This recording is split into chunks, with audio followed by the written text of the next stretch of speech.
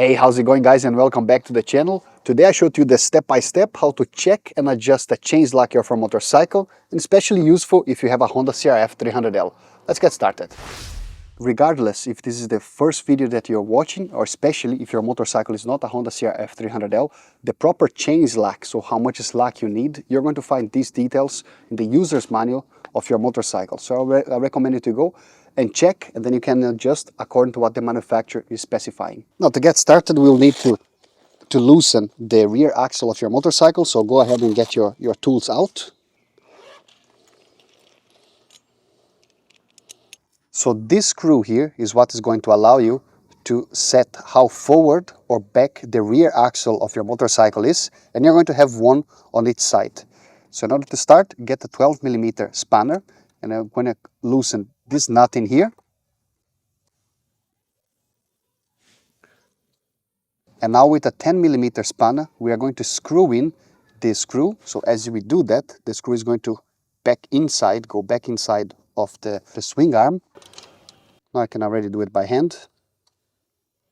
So as you can see in here, we now created some room, some space where we could push the rear axle forward. Now the rear axle is still fixated in place, but just that you understand, that's how we are going to adjust. And now do the same on the opposite side.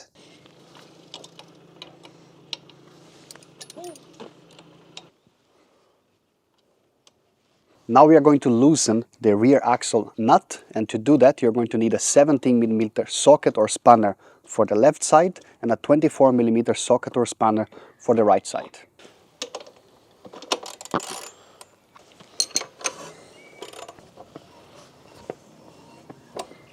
For you to measure the chain slack, you'll notice that here on your chain guard, you're going to have a slit, you see?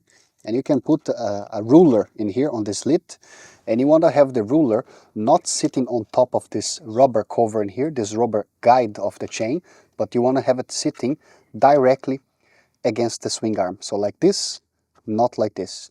And you also don't want to have the ruler at an angle, so you need to have it perpendicular against your swing arm. And for you to check the measurement, you're going to lift the chain like this, and then you observe where the pin is. And where the pin is hitting against the ruler in here, that's going to be the value of your chain slack. So mine actually is too much. See, I can push it all the way forward in here. So that would be more than 6 centimeters, which is too much. But that's how you measure. You put the ruler on the swing arm, lift the chain, and see the middle of the chain where the pin is, where it hits against the ruler. That's the chain slack that you have. And the target measurement for the Honda CRF300L is going to be between 50 and 55 millimeters. Now, in order to do that, we're going to go back to these screws, adjustment screws of the rear axle. As we unscrew them, meaning that they come out of the swing arm, this is going to push the rear axle towards the back of the motorcycle. And as this is happening, it's going to start to tighten the chain.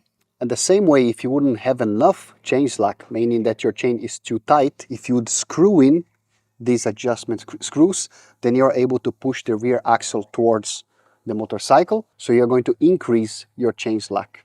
What is also important is that you need to make sure that the axle is aligned, so you don't want to have the left side being here towards the front of the motorcycle and the right side more towards the back. So that has to be squared on against the motorcycle. And in order to do that, you're going to have some guidelines here at the spacer that I'm going to show to you that allow you to make sure that there is everything squared on. Let me show to you where the adjustment is. So here you can see that there is a dot at your swing arm, and on this spacer you have these 4 lines, 1, 2, 3, 4. So what we're going to do, we're going to compare these lines against this dot on both sides, and we want to have the dot positioned. For example, if this dot lines up with the first line on the left, then it needs to be lined up, the dot with the first line, also on the right side. Let me show to you on the right side. So here it is on the right side, the same thing. Here's the dot and the lines. Since I have too much slack on my chain, the rear axle needs to come towards the back like this. So in order to do that, I need to unscrew this adjustment screw. So I take my 10mm spanner, and you will notice here that as I unscrew, the chain is going to start to tighten. So take a look. You can even see that the chain is already stretching, you see? At the same time that I'm doing this, I'm also doing the same on the opposite side and always comparing that the dot where is lining up against the guidelines.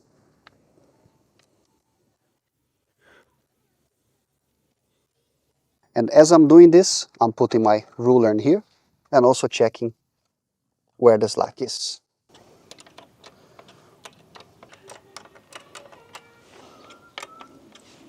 Continuously check the chain slack, pay attention where the dot is against the lines, and the same thing on the opposite side. Once you're happy with the slack, hold the screw with a 10mm spanner, and now we're going to tighten this nut so it just locks everything in place.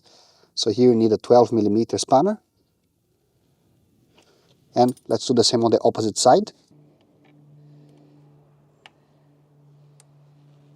Now once you're happy with it, just go ahead and I'll tighten the rear axle once again.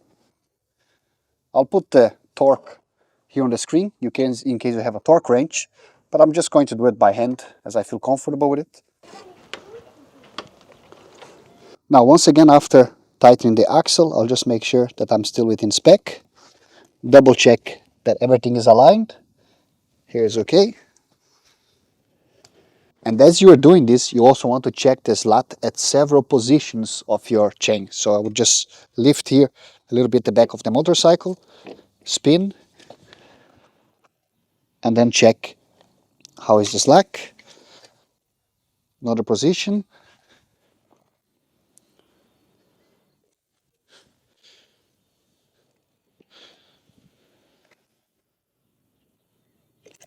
Now, in case you check the tension at different points of your chain and you realize that there is a big difference in here, it's hard for me to tell you an exact number, but let's say that at one point you have 6 centimeters chain slack and the other one you have half. That would be too much, and that's usually an indication that either your sprocket or your chain are going to be worn out, and then you may need to replace. Another thing that you can do is just check here in the back if your chain is pulling out too much. If when you pull the chain here on the back of your sprocket, if it comes off a little bit of it. It wouldn't come off all the way, of course, that's unlikely, but if you can just see that when you pull, it comes out, that's usually also an indication that either your chain or sprocket are worn out.